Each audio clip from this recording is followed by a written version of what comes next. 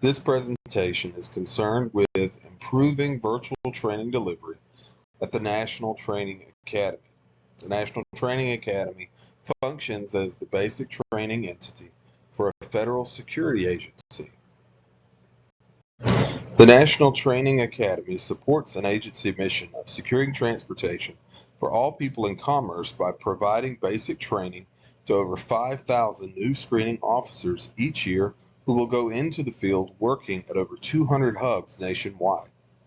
In keeping with the overall agency mission and vision, training at the National Training Academy must be dynamic and responsive to needs in the field.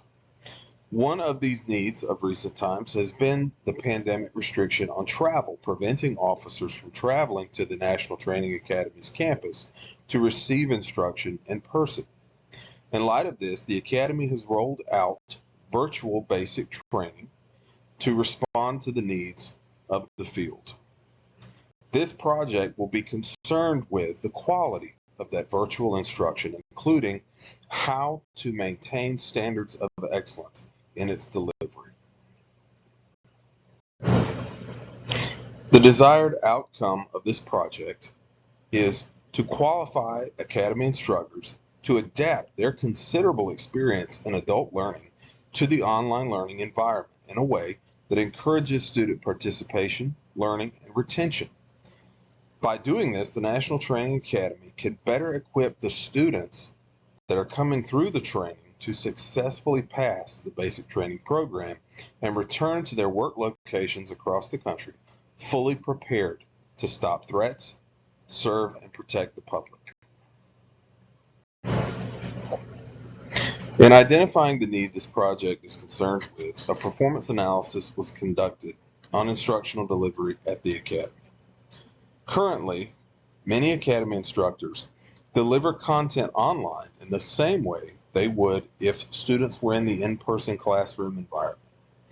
This fails to make use of all of the tools and best practices available, as well as the online learning environment itself, in order to create meaningful and engaging learning opportunities for students. This results in students being ill-equipped and ill-prepared when they arrive on campus for in-person instruction.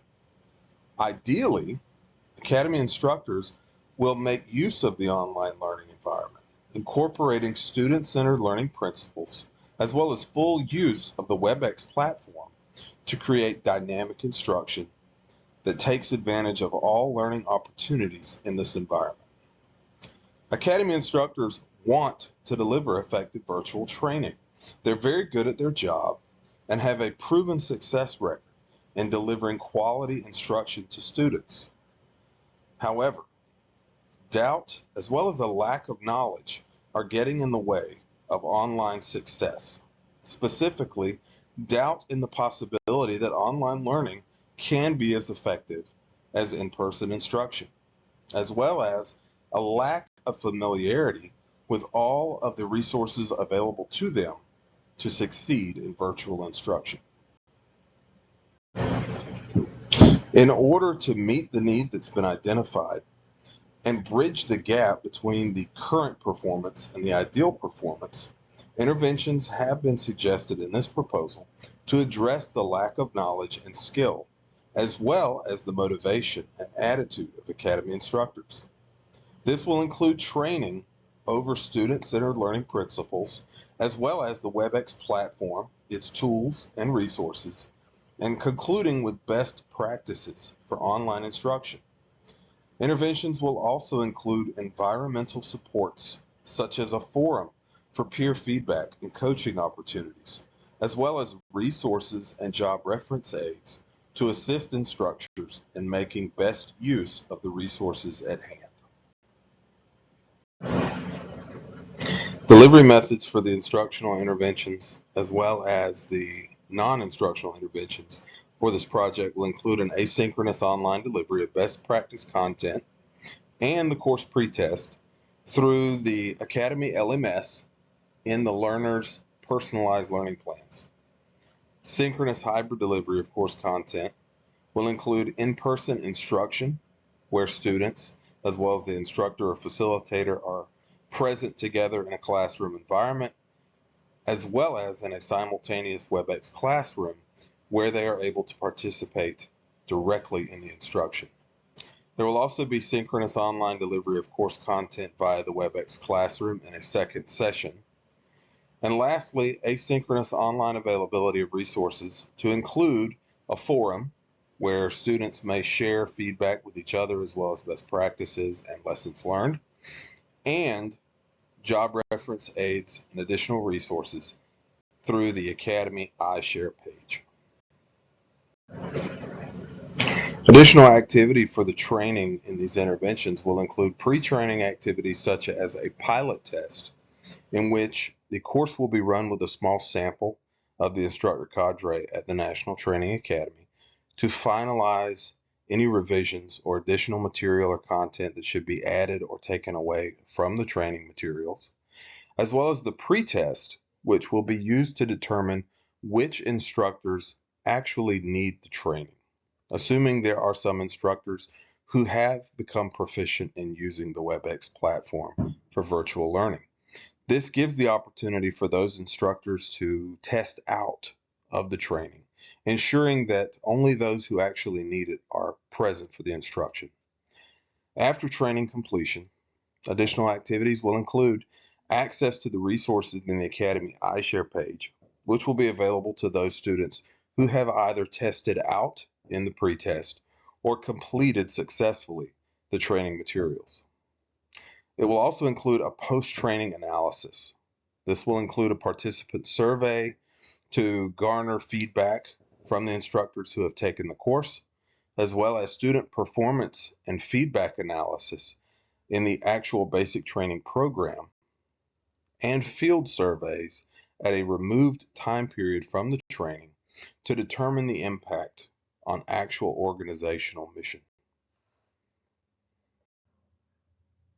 In order to effectively communicate the recommended changes as well as the interventions planned in this project, there are several opportunities for communicating with stakeholders.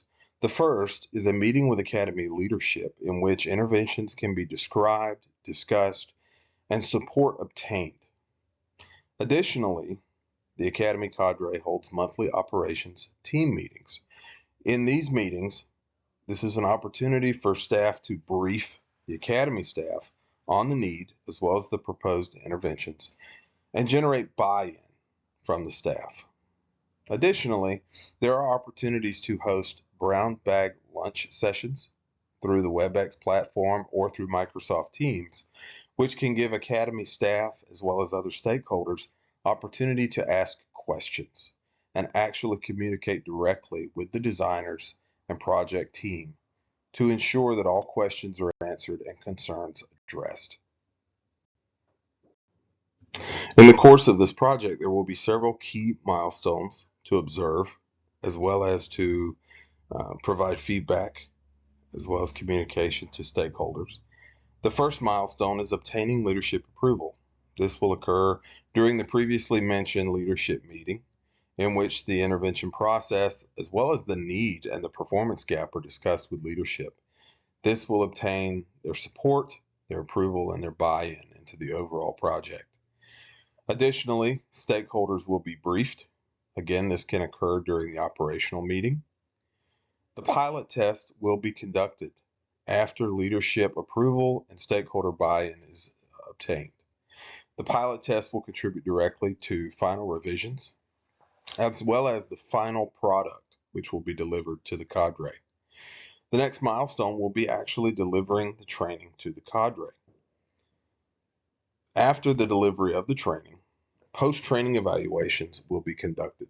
This will be the next big milestone, and it will be a multi-tiered process because it will incorporate evaluations from performance of the learners in the training, the responses gained from their survey completions after the training, also the actual impact the training has on virtual delivery at the Academy, and then finally with field surveys generated to the field staff to determine if there was an impact on actual performance in the field.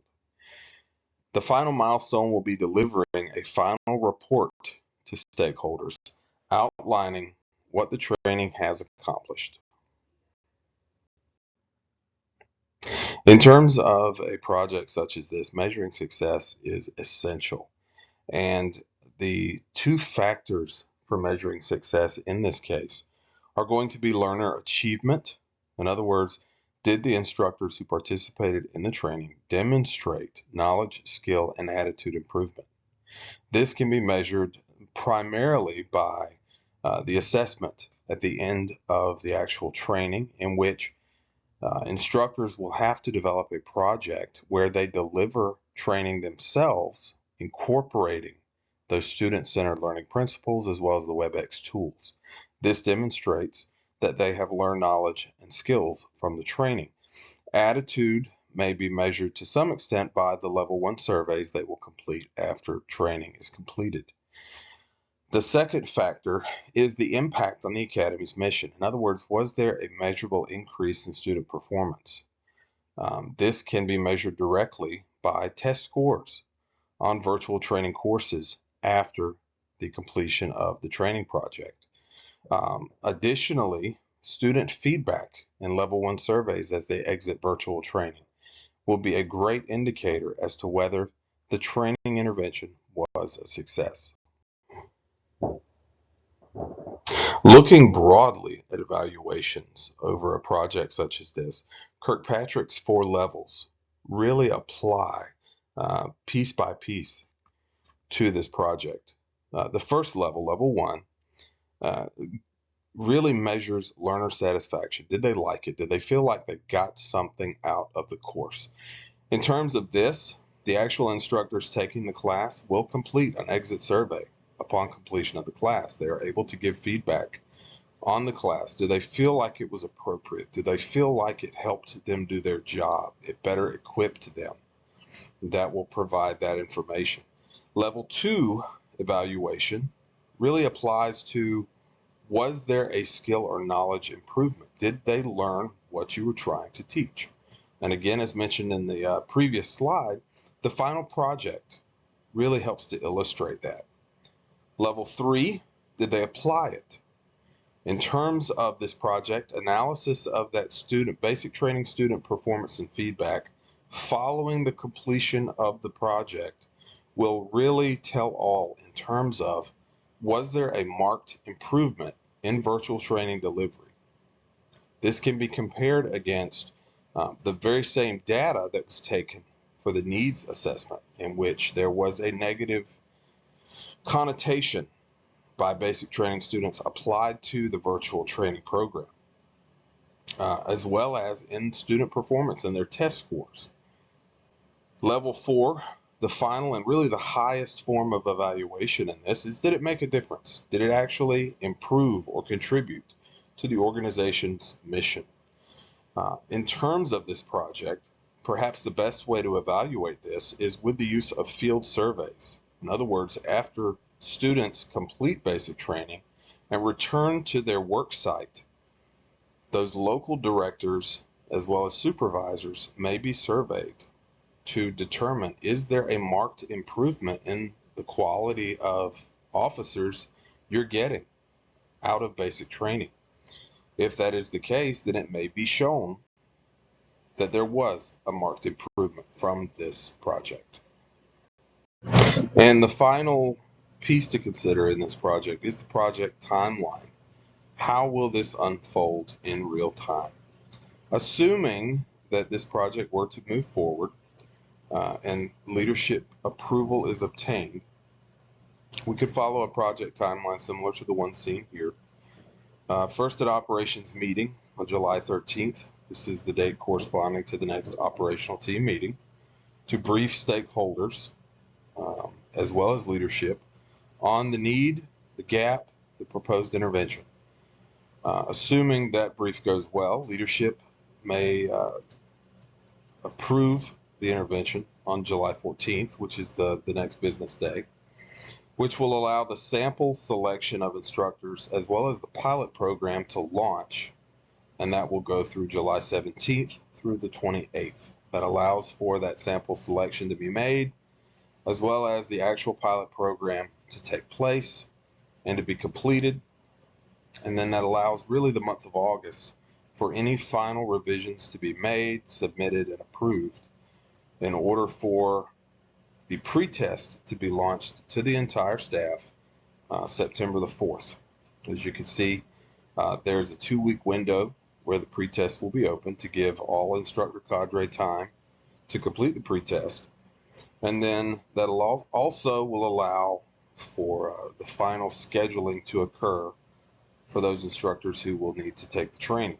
The course itself will be delivered over 4 weeks from September 18th through October 13th. Assuming the course is delivered in 2-day increments, you could deliver 2 courses in a week. The entire instructor cadre could be trained in 3 weeks, with the 4th week allowing for reschedules or staff that are off on leave or whatever the case may be. The level 3 evaluation, which will include the data analysis of actual student performance in virtual training, can occur October 16th through November 10th. This gives enough time for instructors in the very last wave of the training to have performed a virtual training course in order for actual data to be obtained. And then, as you can see, the level 4 evaluation does not occur until December. The reason for this timeline shift here is to give students time to complete the entire basic training program, return to their field locations, and actually be observed on the job by the supervisors and directors. And then the final report to stakeholders is scheduled to occur on January 25th. Again, this allows time for data to be analyzed, compiled, and put together into a executive summary as well as a thorough report for stakeholders to observe and determine whether or not this intervention was a success. This concludes the presentation for the project of improving virtual training delivery at the National Training Academy. I appreciate everyone's time and attention and would like to open the floor for questions at this point. Thank you.